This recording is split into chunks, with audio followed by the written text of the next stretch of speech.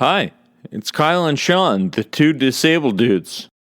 We launched our first episode a week ago and wanted to thank everyone for the kind and encouraging feedback over the past week. We received so much feedback by text, email, Facebook, Instagram, and more.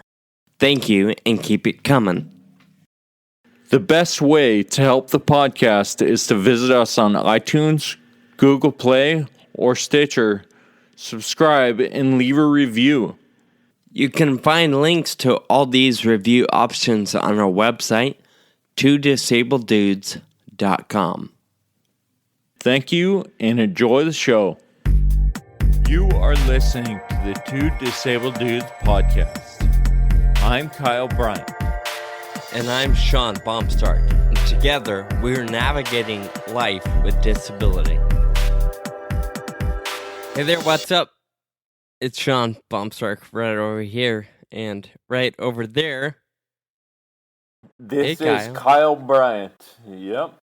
Thanks for tuning in today, folks. And Kyle, thanks for being so kind to get on the phone with me again. Since that's kind of the agreement we have. Yeah, that's what we do, man. How's it going, man? What's going on with you?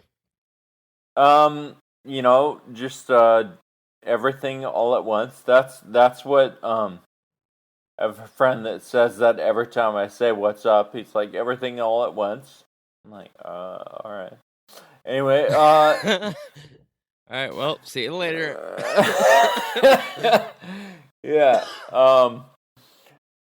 No, I've been staying. I haven't been on the bike recently. On the trike.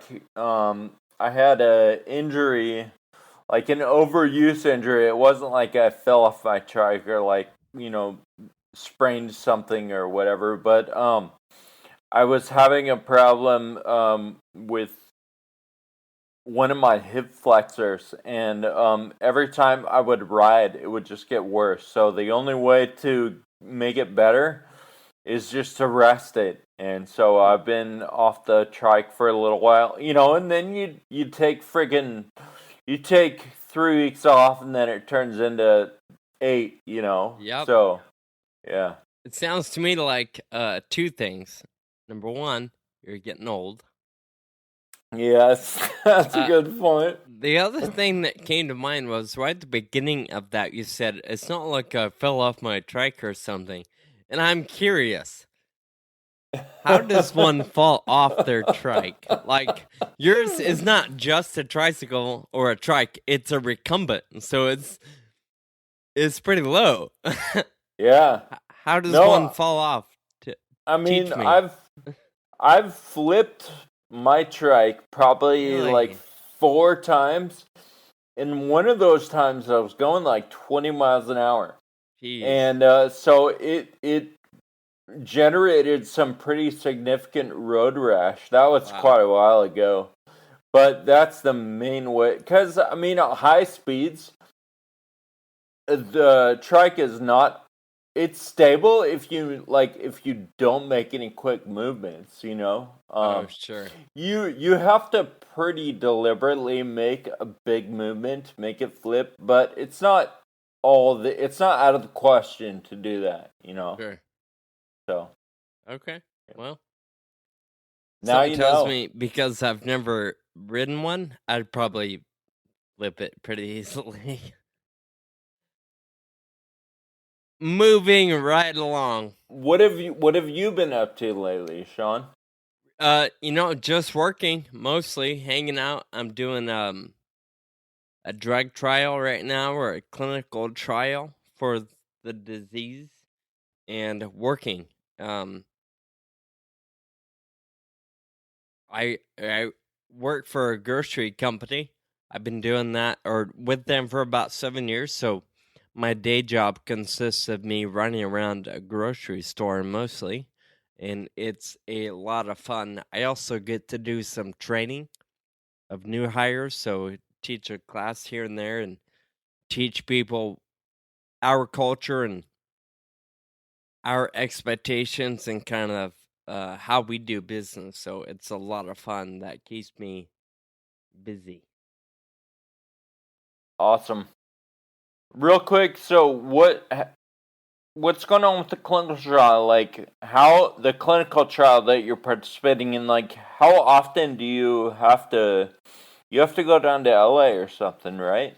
Yeah, this particular one is being facilitated. The closest one for me is at UCLA. I'm in Northern California, so I just jump on a simple Southwest flight, go down to UCLA. It's been, I think, over the course of 16 weeks, it's 9 visits. All right. And you, like, when you go there, you, like, give blood and, like, ride a bike and So, what do you... yeah, what's interesting about this one is every visit's slightly different, but for sure it's at the very least blood draws, because they're looking to see how the drug is either impacting or affecting my body, how it's sticking, how it's not sticking, whatever is going on. So I take the drug at home. It's a capsule. They send me home with it every visit, and I just stay on a routine throughout my time at home. Then I go there and we do vitals, blood draws, and then I think every second visit, it's become the exercise bike, and they kind of monitor my lung capacity and my breathing and heart function and performance with the drug in mind. Or I don't really know how to word that right. Well, this particular drug is helping increase I guess performance, energy, things of that nature as it relates to one's energy. So one of the things the bike is helping determine is my performance changing at all while I'm on this particular capsule. Yeah. All right. Cool. You know what's interesting about flying to UCLA though? There was one trip. I feel like I'm getting better in mastering the whole 1-day trips or whatever it takes to get down there and back. I flew down there one morning. It's an hour and 10-minute flight from Sacramento to Burbank. And I got in an Uber. Okay? This is bright and early one morning. And Uber from Burbank to UCLA, which I believe is, I don't know, maybe 15 miles, maybe 20, somewhere around there. Uber took an hour and 20 minutes, 10 minutes longer than the actual flight from here to LA, which is, upwards of 400 miles. Hooray for LA traffic. It's ridiculous. I'm glad I don't have to put up with it every day. Okay, wait. So before we jump into the theme for today, I want to tell you a story. So I took a train down to Washington, D.C. to visit some friends. And I had to get to where I was meeting them in a cab. So from the train station in Washington, D.C., I can either like get a cab or an Uber. This time I chose to just grab a cab. It was right there. I was like, all right, I'll just get in. So the driver did not speak any English. And not only that, but it was very clear that he was not interested in helping me with my wheelchair. And so I'm like putting my chair in the back and like trying not to fall on the ground. Jeez. And some nice person comes up and just like helps me take it apart and puts it in the car and whatever. So I get in and I'm like, all right, 1100 6th Street. And so I'm, whatever, on my phone and stuff as we're going. We get there, and I look around. He's like, here we are. I look around. I'm like, this is not where we're supposed to be. So I look at him on my phone. I try to show him, like, this is not it. He's like, no, this is it. We're here. I'm like, no, dude. And it got to the point where I was like, all right, whatever, I don't want to argue anymore. So I'm like, okay. So he pulls my chair and my wheels out. They're all taken apart and puts them on the ground. I step out of the car and like I expect him to be like, all right, how do you do this? Like, show me how to put the wheels on or whatever. It was clear once again that he was not interested in helping me. So I sat down on the ground. And I'm like, all right, thanks, dude. And he gets in his car and drives off. And I'm sitting on the ground with my chair all taken apart. Whatever. It's fine. Like, I put it together and get in my chair. And I'm not even in the place that I wanted to be. So from there, I called an Uber. Oh my gosh. The guy was super nice, helped me with everything, took me to where I wanted to go, and like, oh my gosh. And so I finally got there, but it was just like, okay, I don't think I'm ever taking a cab again. I'll do Uber from now on. Such a world of difference. How much did you pay the taxi to get you where you didn't want to be? Do you remember? Don't rub it in, dude. $10, and then the Uber cost me $6. How far away were you from your preferred destination? Probably like it was like a 15-minute ride. Oh man. But yeah, it was ridiculous. I can totally see you just sitting on the curb like, okay, well, I guess this is it. I know, and I really wish I would have like taken a selfie or like a video or something. You should have. Just to document it, but I was so like just disoriented, just like, what just happened? I'm sitting here on the ground in the middle of Washington, D.C., like, I need to get to where I wanted to go. Yeah, it was crazy. Did you put your chair back together and then sit in it and wait for Uber, or did you just leave it taken apart waiting for Uber? No, I put it together, I got in it and stuff, so the guy didn't, like, pull up and I was just sitting on the ground, you know. Because he probably would have left, like, no. Yeah, no, it was nuts. Dude, that's hilarious, but also so sad. Yeah, I can't help but laugh. But, sorry. You know what? I think it sort of relates to what we're talking about today. It's like all about like reacting to situations, and like I could have reacted by like freaking out. I did a little bit. I'm not gonna lie, but like, you know, feeling sorry for myself and sitting on the ground like weeping, because if there was a time to weep, it would have been then. You know. But I was like, all right, whatever. Like, I need to get there. That's the first priority. So, you know, that's kind of what drove me. So. You know, what's crazy is not, you know, you made the distinction that he didn't speak English, which to me doesn't make a difference. If you see somebody struggling, like that person that helped you, they just help.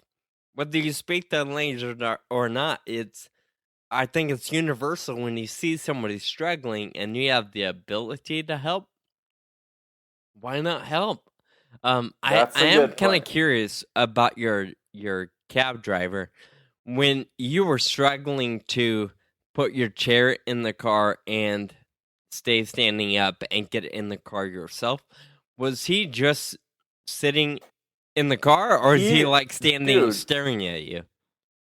He did not get out of the car. Wow. He was sitting in the driver's seat, and like it was like a Kia Soul was the cab, and so, you know, I opened the hatchback or the like back of the car, and this person that was just like standing on the curb like came over to help me and stuff, and the guy was sitting in the car the whole time, and he you're totally right. Like, that's not a language. Like, help somebody else out, you know? Yeah, that's So, insane. yeah. Well, I hope you've learned your lesson. I don't know. I honestly, I don't know why you would even think, yeah, a cab. That's a good idea. Like Yeah, cabs were good ideas like 10 years ago. Definitely not today. Yeah, no, I will never take a cab again. I mean, the reason I took it was sitting right there. But that was definitely a bad choice. Well, all the credit to Uber then.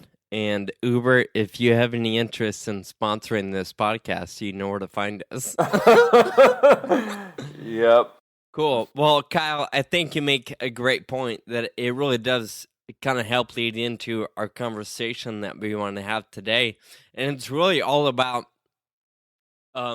reacting to the situation you're in and choosing the best reaction or choosing the best attitude you can possibly come up with in the midst of pain or sadness or things going wrong. And I'm glad you shared that funny and embarrassing story because it really does capture the essence of what we're talking about today, and that's really navigating the disability that you and I are up against, or any disability for that matter. So, thank you. Yeah, for sure. I'm glad I thought of that. Like, I had kind of erased it from my mind because I was like, it's not even worth thinking So about anymore. traumatized. But yeah.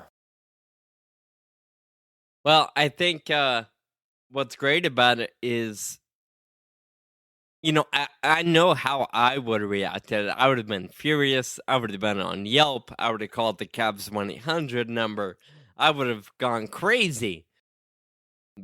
But like you said, in the midst of the activity, you're still stuck on the side of the curb, and you're still looking at what in the world just happened, and you're having to make up your mind. Like, what am I gonna do? Pout and go home, or still smile and make the most of it because I got dinner plans and I'm not gonna let this ruin my night. And that's just one incident, but let's talk about life for you and I. Let's talk about how disability has become a challenge or is a challenge and what you've done to react to it. Yeah. So as we talked about in our first episode, in like our welcome episode, you know, uh, Sean, we talked about our diagnosis each individually, and how that affected our lives, and just sitting and going, all right, what am I gonna do with the rest of my life? And really, it's a moment to moment decision to like do something more, right? And not accept what you think is the situation, but seek something a little bit more. And Sean, I know that you have a story that I'm thinking of, kind of about your diagnosis and how you sort of confronted what you were going to do with the rest of your life. Do you mind sharing that? No, not at all. I assume we're talking about when I actually sat down with the doctor and they explained everything to me. Yep, that's what I'm talking about. Okay. So, I was diagnosed with Friedreich's ataxia in 2007, and I'd gone to. In fact, my diagnosis came over the phone, but the way the neurologist presented it, it was as if it was no big deal. You're testing positive for Friedreich's ataxia, which at the time didn't, those words and how to say it didn't click. So she was like, "But hey, I've got you an appointment next week. You'll see a geneticist, and they'll explain it to you." And so in my head, I'm like, "Oh well, if it's worth, if you can't tell me and I'm going to wait a week to get an explanation." And the way she delivered it was kind of very nonchalant, so I just didn't think of it. Anyway, went to the appointment with my geneticist, and of course, they broke it down. And the way he broke it down was almost the same way Google or WebMD would break it down. very very doomsday-ish. It just talked about all the things that could go wrong and talked about all the things that are most likely to go wrong. So it was interesting and very in my opinion a very realistically negative doomsday style conversation. So, do you remember some of the specific things they said that were pretty bad? Yeah, some of the things that stick out to me is he actually started talking about not being able to walk. He said, you'll probably end up in a wheelchair in maybe 5 years or so. Like he started putting time frames on it. But what stuck out to me the most was he said, from here on out, you might want to look at buying a home that is a single level and start thinking about installing handrails and different little things in your house that you're going to need soon. So you may as well start doing it. And in my head, I'm like, dude, I walk just fine. And what are you talking about? And Yeah. so beyond that, he also started talking about support groups. He said you might want to, reach out to a support group here and there, or I think he gave me or offered to give me some names and phone numbers of different support group type arrangements, although he didn't know anybody else specifically with this condition. So he just encouraged me to start thinking about support groups. And I remember specifically telling him to change the subject because I didn't feel the need for it. I told him I appreciate the info, but that's not in my cards right now. So what else do you want to talk about? Because you're wasting your time. And at that time, I was surrounded by, and I still am, by amazing people, very encouraging, very loving, and I just didn't feel alone in terms of I got to figure this out by myself. I felt alone because I knew nobody else I knew would understand this, but I didn't feel alone in terms of being cast out to the fields or whatever it might be. Yeah. It sounds like the neurologist was like trying to tell you everything all at the same time. You know what I mean? Like, yep. Yeah, that was something that you would have, that would be useful to know after like, several months of like figuring out what this means, right? Like then maybe you could reach out to other people, but he just unloaded everything on you. It sounds like. Yeah, it was definitely a brain dump of here's everything you need to know from start to finish. Anyway, to move on with that story, the hour was up, or my time with him was coming to an end, and I started to leave. And as I'm walking out of the building, down the hall is when it started to, sink in. Nobody else was talking to me anymore. It was just me and my thoughts as I walked back to the elevator, which is how I got to the 3rd floor. And I pushed the button, and I'm just kind of waiting for the elevator to show up.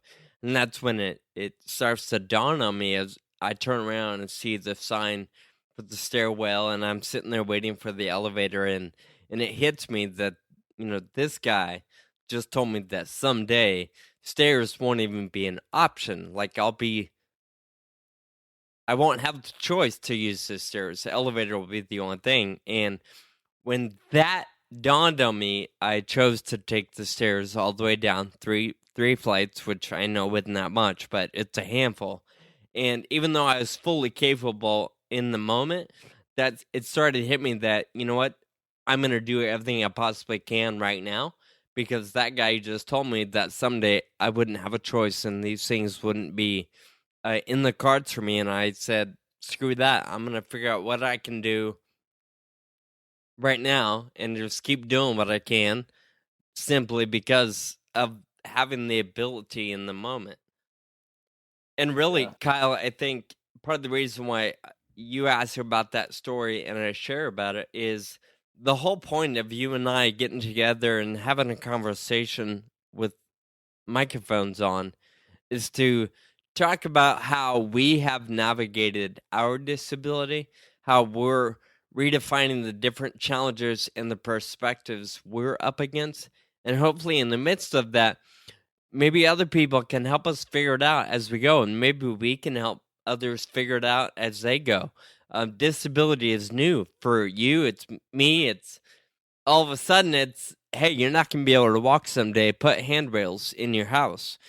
And to me, that was such an overwhelming reality check that it's helpful to talk about it.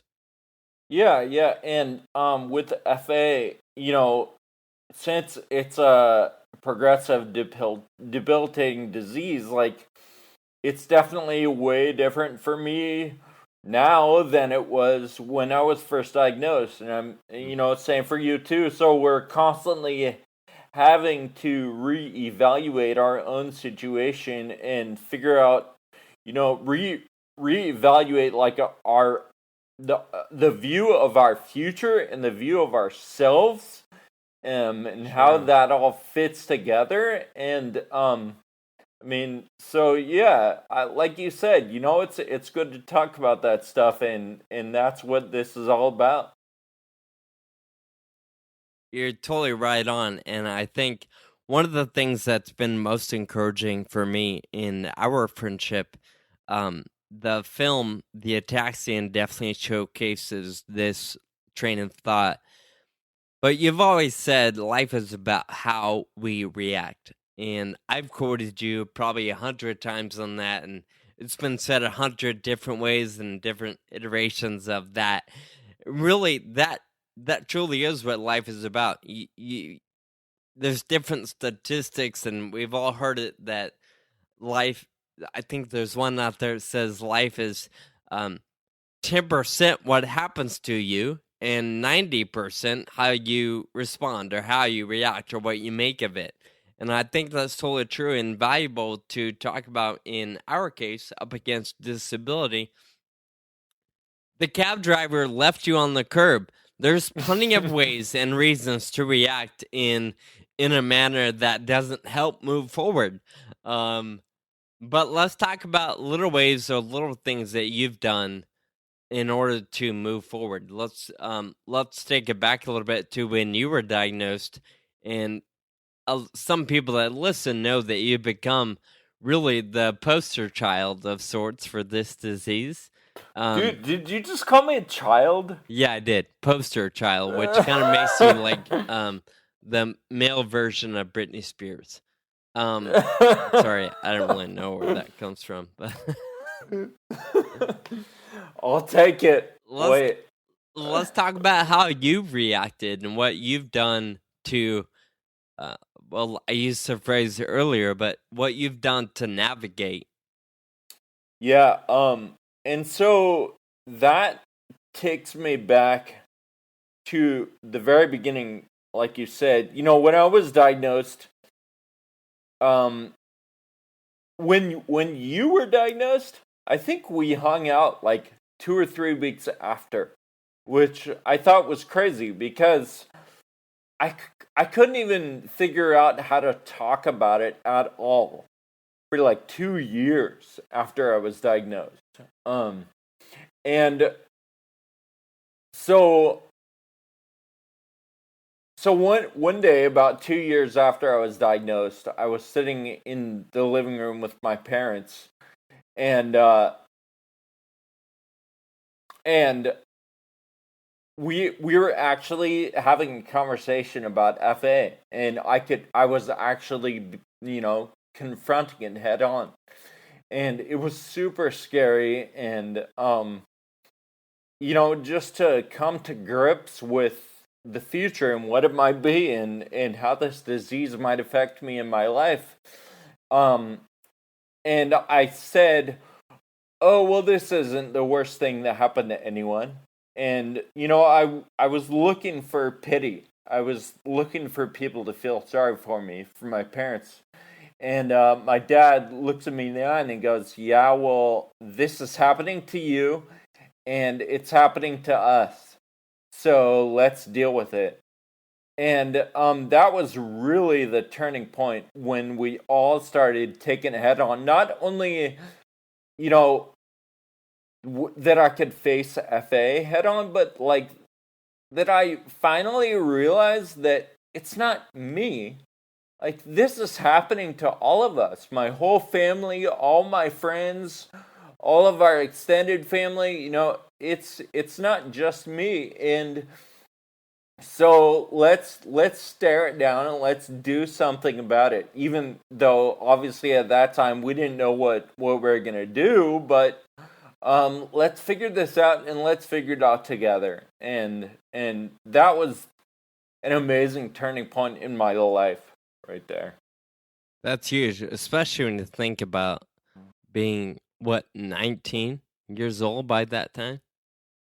Yeah, which yeah. which is still pretty young to be dying. Well, it's young for most anything, but certainly really young to be told um, you're losing your abilities to do much, and eventually you're gonna lose your life early.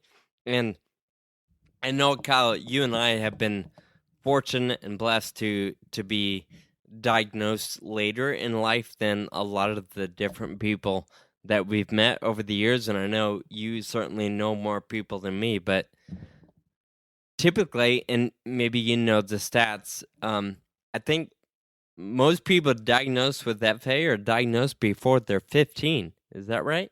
Yeah, I think the stats say, the majority of people are diagnosed between the ages of 5 and 15. So I can't imagine being 8 years old and you start seeing things go wrong, and then you're told just how bad it is, or maybe you're not told. I don't know how. Maybe people delayed that information when you're that young. I don't know, but still, the way that tweaks with your mind and the way it really discourages somebody in that at that age, or discourages anybody really. But I think it's important to point out that FA, we're talking a lot about Friedreich ataxia, for obvious reasons. You have it and I have it. And I think it's important to point out that it affects different people in different ways. So I was diagnosed at age 17. Sean, you were 26, I believe, right? I was 25, but it was right before. It was like a week before my 26th birthday. So So either one. So kids that are diagnosed at age 5, 6, are much more severely affected.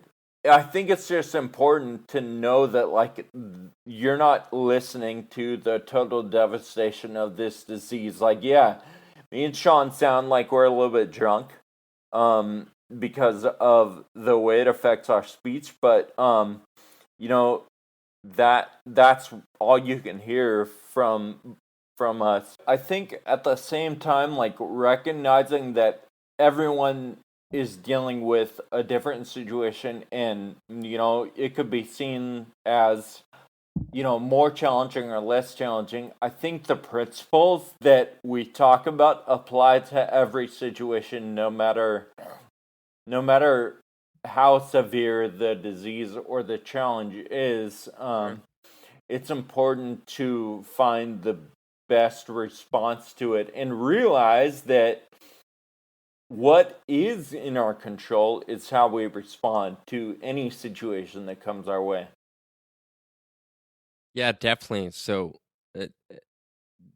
we can talk about that for a little bit. There are a lot of things that are out of our control and maybe always will be. But the things that are in our control, I think that's where we build our identity. That's where we define how life is meant to be lived by you and I, or by us as individuals. Um, so let's talk a little bit about maybe what some of those right choices might be, or not right, but strong choices, because it's going to be right or wrong or different for everybody. But like you said, we talk about FA because that's what we're familiar with and that's what we're living with. But how we react is so much more than just that disease. It's a way of life. It's a philosophy. It's the way we tackle anything we're up against, whether it's a disease or being stranded by a cab driver or whatever it may be, getting a flat tire in the middle of nowhere, New Mexico, on your bike, whatever it is. The whole point of us getting together and chatting is to encourage and talk about how we react when things are rough. And so, some of the things that I look at when dealing with the FA, we were talking about earlier that it's a constantly changing thing, and it's constantly requiring us to respond in different ways. And a couple of the big transitions for me while dealing with the FA were obviously the transition to using a wheelchair. I was walking until about 2009. I started using a wheelchair about 10%, 10% of the time, then 20, then 30, and then now I use a wheelchair about 95% of the time, maybe 99. I stand to like brush my teeth and do dishes and stuff, but other than that, I'm sitting down. Anyway, I just think there's so much emotional baggage that comes with decision to start using a wheelchair, and how is it going to affect? Like, I'm going to be able to do way less because I'm sitting down. Like, that's what you think.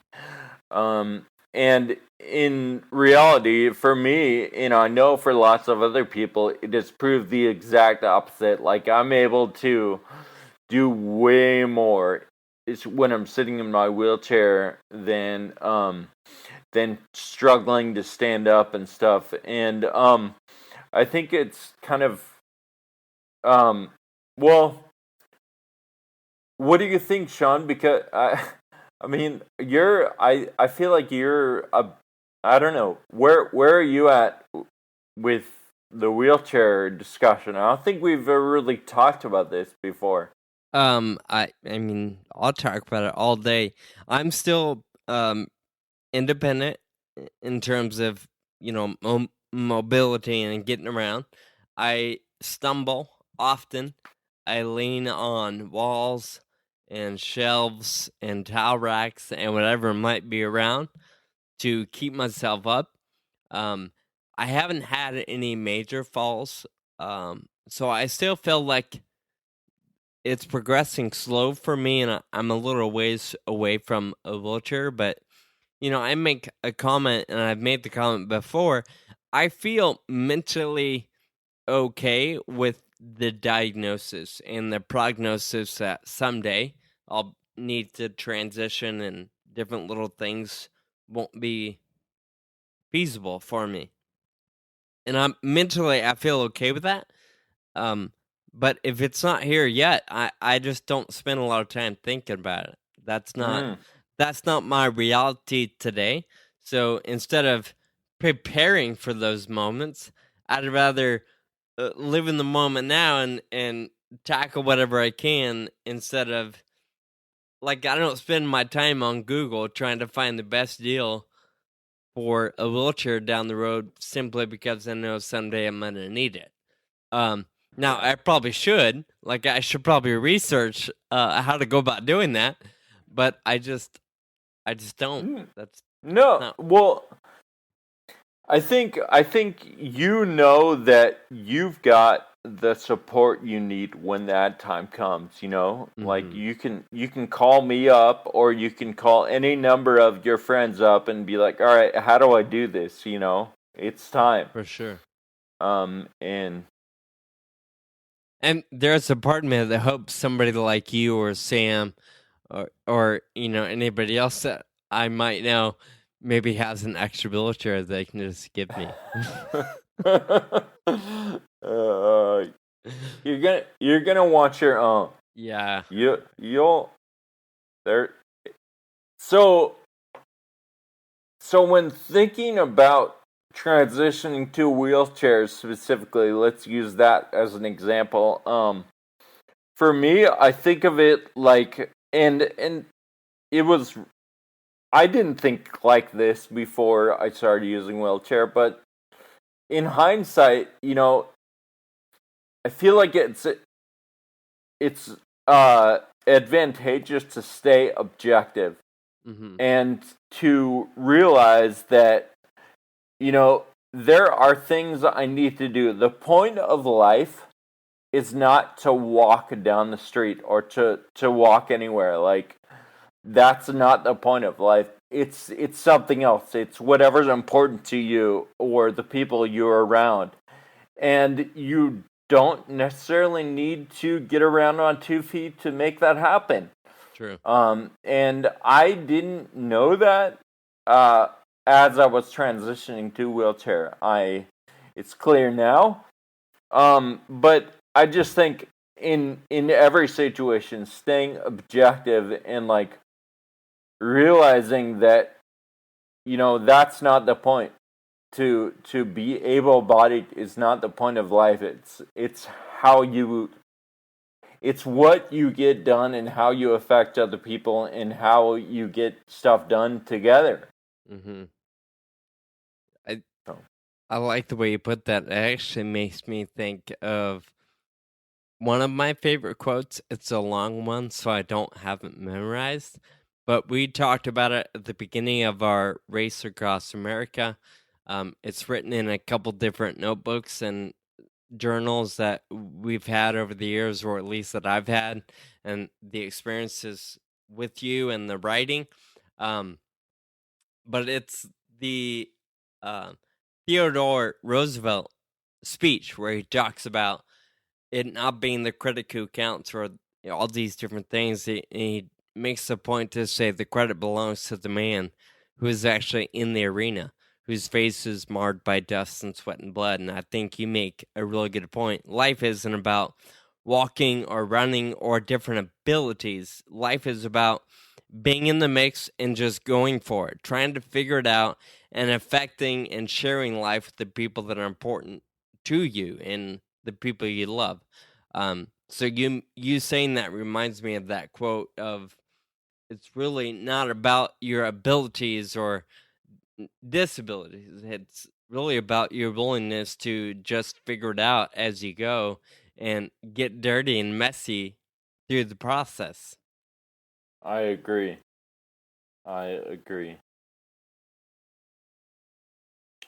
So I think for me, the best example of somebody who seems to remain objective and realize that physical abilities literally don't matter, and it's about how you affect other people, is Christopher Reeve.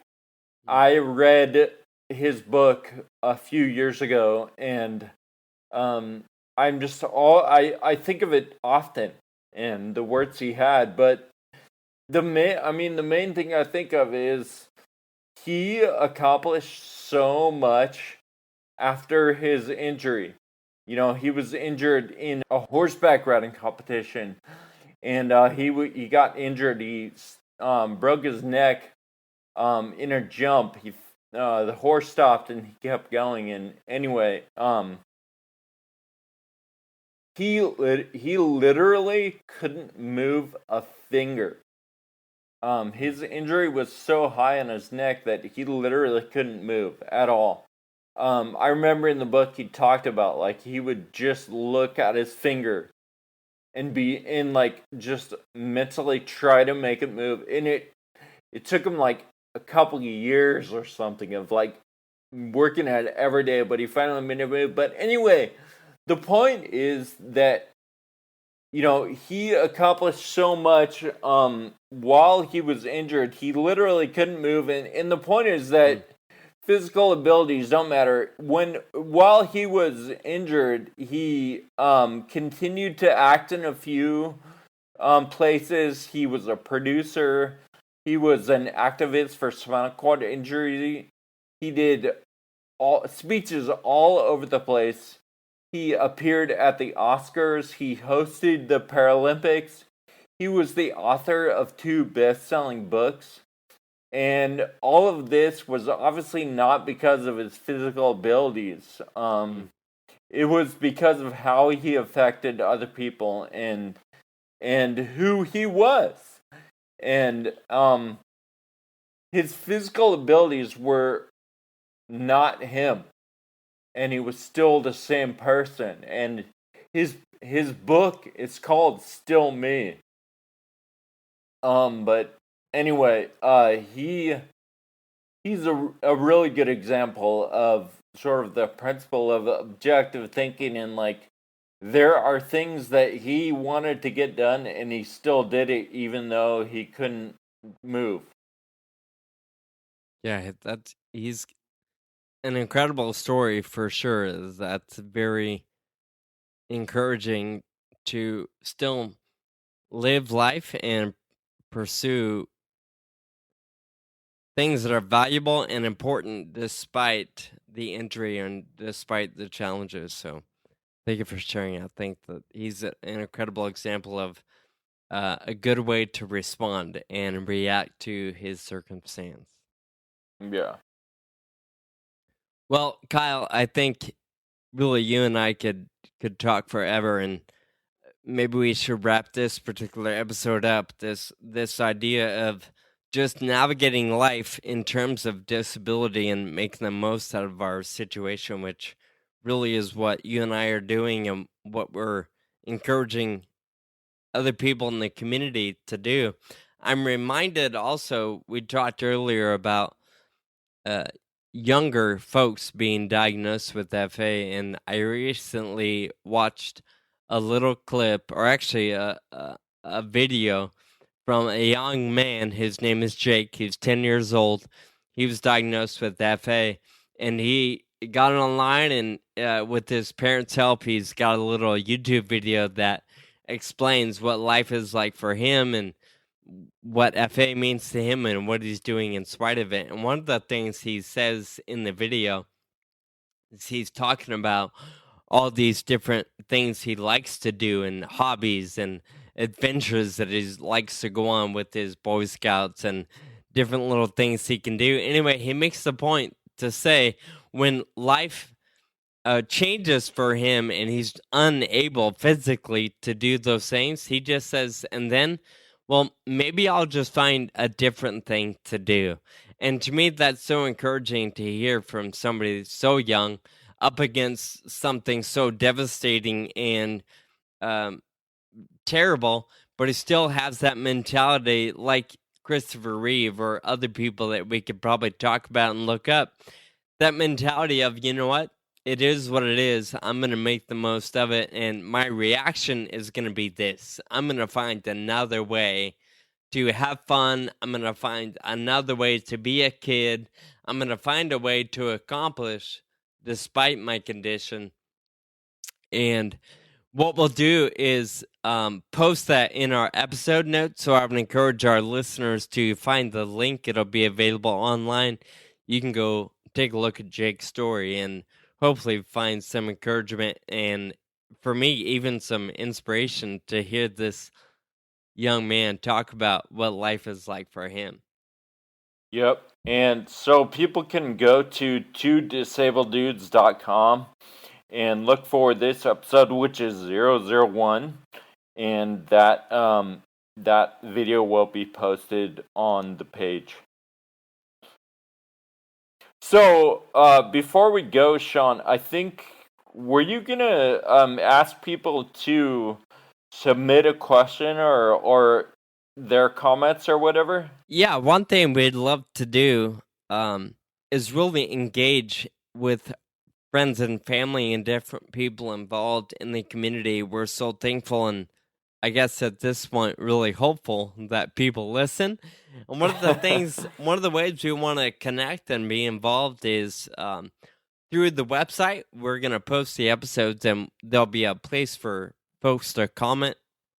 We're also going to link where you can find our Facebook and Twitters and different different platforms that Kyle and I use individually. But one thing we'd love to hear from you is talking about how you and what you're doing to navigate life in your own right. What are you doing to navigate your disability or your circumstance, whatever it is you're up against? And we'd love for you to share. You can do that via email or something a little more private, or just go on the post for this podcast and leave a comment. We'd love to engage with you there, or even feature some of the feedback on future podcasts. So the question we have for you from this particular episode is just that: how have you navigated your disability, or how are you navigating life for yourself, whatever circumstance you find yourself in? So take a minute, think about that, and get online and give us some of your thoughts, would you please? Awesome. Sweet, dude. Well, I'm pretty stoked on this episode, and I am really looking forward to hearing from people, and continuing to talk about this stuff. I think that what we talked about today, it's going to be a theme throughout everything we talk about on this podcast. And I'm really excited to see what happens. Me too. So thanks for listening to me, Kyle, and of course to all of our, few of our friends out there right now. Thanks for tuning in. All right, thank you. See you next time. Yeah, you will. Thank you for listening to the Two Disabled Dudes podcast. To find this episode and links to some of the stuff we talked about today, find us online at twodisableddudes.com or subscribe on the iTunes. We'd like to hear from you and feature your feedback and questions on future podcasts. Be sure to visit us at twodisableddudes.com to find our contact info and connect on social media. Special thanks to our audio producer, Jake Tompkins, who also composed the music. We'll share a new podcast every other week. We hope you'll listen and share with a friend. Until next time, keep living with urgency.